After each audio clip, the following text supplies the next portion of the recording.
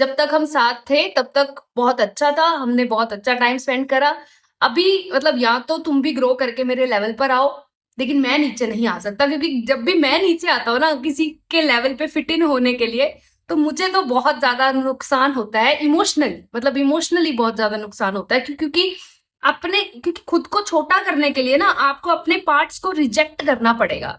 कैसे, क्या मतलब कि फॉर एग्जाम्पल उस बॉक्स में अगर उस किटन को फिट होना है और वो फिट होने के लिए वो बहुत बड़ा है, तो उसको अपने 2 हाथ काटने पड़ेंगे या 2 पैर काटने पड़ेंगे, तभी जाके तो फिट होगा। और कैसे फिट होगा, पूरा का पूरा तो फिट हो ही नहीं पाएगा।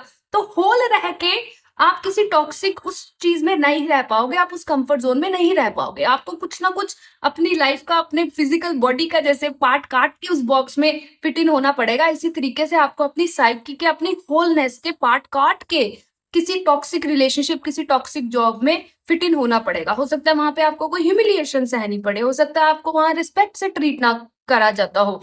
किसी भी रिलेशनशिप, स्पेसिफिकली रिलेशनशिप्स में रिस्पेक्ट को बहुत बड़ा एक कॉम्प्रोमाइज होता ही है, कि उसमें आपको नहीं इक्वल ट्रीट करा जाता है ना, आपको रिस्पेक्ट से, तो आपको उस पार्ट को रिजेक्ट करना पड़ेगा, तभी तो आप उस रिलेशनशिप में रह पाओगे। अगर आप कहो कि नहीं, मैं तो, मेरा सेल्फ रिस्पेक्ट भी मेरी सबसे ऊपर है और मेरे को ये इंसान भी चाहिए, तो दोनों नहीं होते हैं।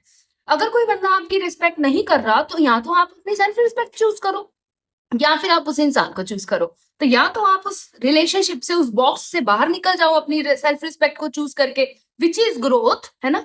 या फिर आप उस सेल्फ रिस्पेक्ट को रिजेक्ट कर दो, उसको कांटा मार दो और उस अपने आप को छोटा कर लो, अपने आप को श्रिंक कर लो और उस रिलेशनशिप में फिट हो जाओ।